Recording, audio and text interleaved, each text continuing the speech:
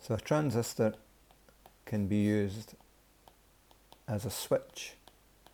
A phrase that's often used to describe it as a voltage controlled switch, which basically means whether it's open or closed as a switch depends on a value of a voltage.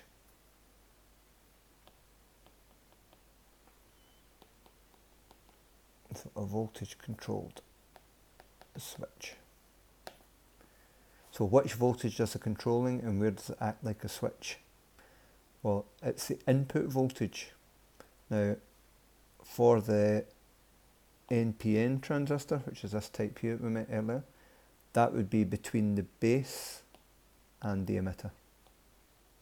Okay, the voltage there, and we'll see in these complete circuits later on, right, that the emitter is usually connected back round towards the base, so that's why that arrow looks like it's sitting in free space just now. And for the MOSFET transistor, it's the gate to source voltage. Now, quite often these are just abbreviated as the base voltage and the gate voltage, but these are the input voltages which control whether or not the transistor is going to be open or closed. And where are the switch connections? So basically it acts as if there's a switch between the emitter and the collector. So you can imagine a switch in there, and if that V in is high enough, then that switch is closed. You don't need to know the actual value. You met it in class, it's about 0.7 volts, but you wouldn't need to know that. You just want this sort of phrase that if the base voltage is high enough, then the collector emitter acts like a closed switch, or the transistor is switched on, is a phrase that's often used.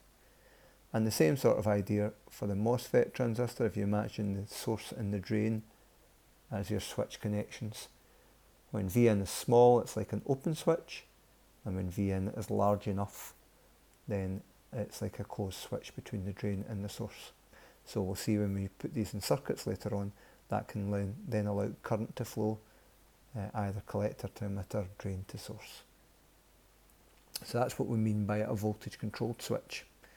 And now we'll look at these circuits here that I've copied in. They're a wee bit more work to them, but the key idea is to kind of split them up into bits. So basically you have the input bit, which is the sensor circuits that we've been looking at there. I'm not suggesting you draw this, but I'm just using it to highlight. So that's the input. That's controlling, working out what's happening to the voltages. And then here in the middle is a processor, or transistor as a process. And then we've connected to an output device, which here is a heater. So it's kind of looking for these bits in the circuits when you meet these in exams. And so to explain this one, we'll need to start by explaining the voltage divider, the sensor circuit with the thermistor and the variable resistor. So this is a heater, so it's going to be something which switches on the heater when it gets cold. So we're going to start with when the temperature falls, just like before. So exactly the same as the sensor circuit. So ignore the rest of the circuit and just concentrate on that bit that I've circled as input. So when the temperature falls, the resistance of the thermistor increases.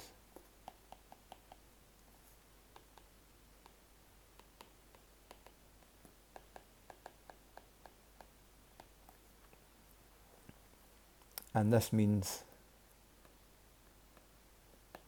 the voltage across the thermistor increases.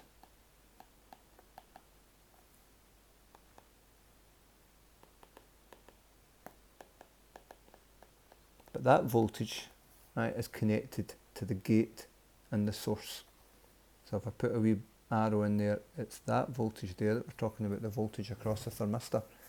And you can see that arrow is the V in for the process, right, for the transistor. So the gate to source voltage here is increasing. So when the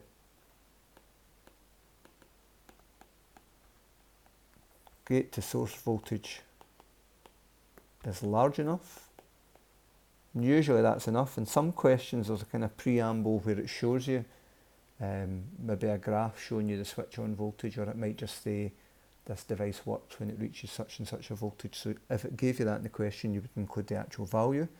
It's 1.8 volts for MOSFETs, but in general we can just talk about it being large enough, and we use the phrase the transistor. Remember, it's a switch and it switches on. So the transistor switches on, and in this case that now means it's between the drain and the source. This bit here is like a closed switch.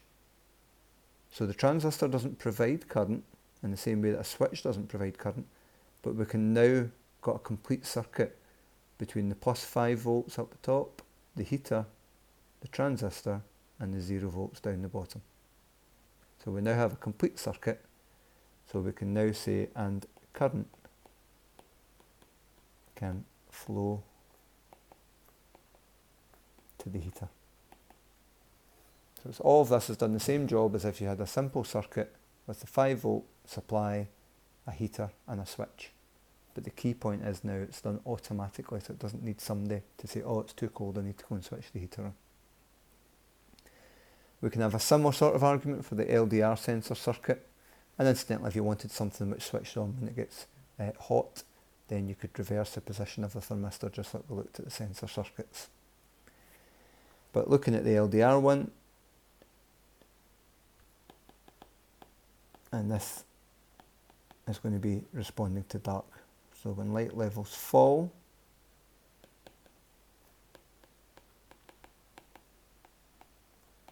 and let us say you don't need to recognise this if it's going to respond to light or dark, but you might get things like explain why the circuit works when it gets dark. So that lets you know you've got to describe what's happening when the light levels fall when it gets dark. And when it gets dark, the resistance of an LDR increases. And if that happens, because in a voltage divider circuit, voltage and resistance are proportional, but we need to be clear about what voltage, so the voltage across the LDR increases.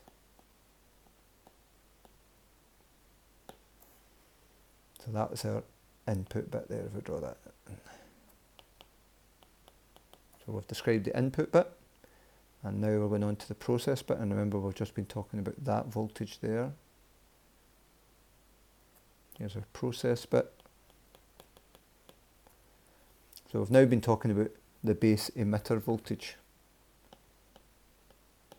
So when the base emitter voltage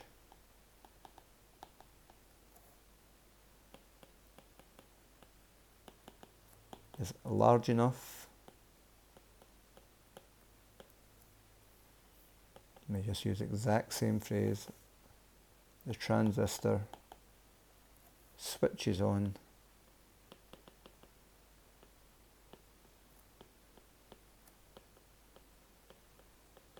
and current can flow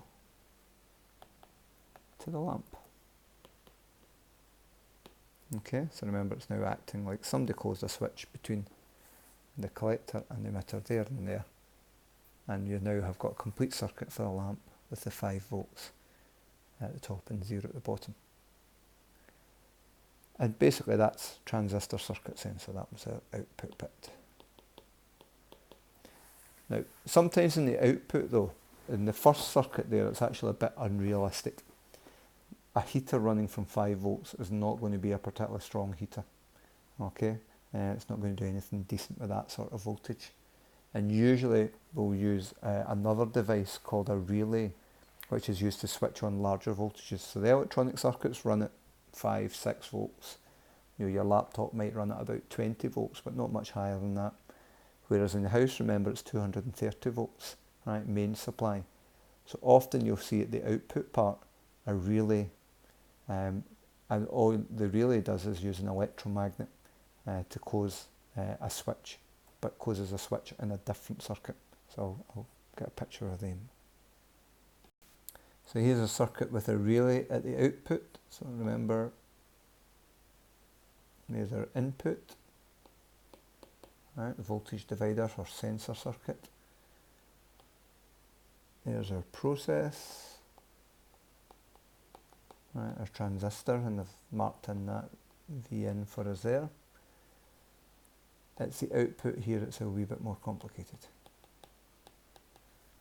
And basically it's the same sort of circuit, so we could go through the steps that as the light levels fall, then the resistance of the thermistor increases, the voltage across the thermistor increases. Right, this is the base, the gate source voltage for this MOSFET. When that voltage is large enough, then the MOSFET, the transistor, switches on. And the last part now is that this wee bit in here is a small electromagnet. So the last part would be when current flows, so the transistor switches on, so we've got the rest of the description.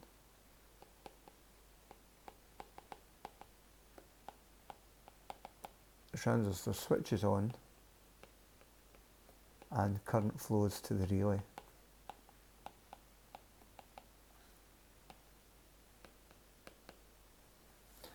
But the relay now then is an electromagnet, and when it activates, when it has current flowing in it, then it can drag closed this switch here. So that's a wee electromagnet, electromagnetically just dragging that switch closed, which now means this lighting circuit is complete, and that could be run, say, from the mains, or for the example of street lamps that we discussed in class. So it's running from the mains. So you've got these small electronic circuits that control the lights, tell them when to switch on, but the actual power for the lights comes from the main circuit through a relay like this. So you would write, and current flows to the relay.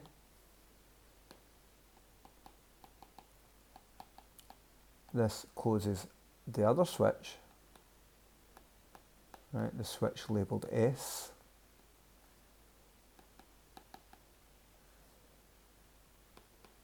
And in this case it just says in the light circuit.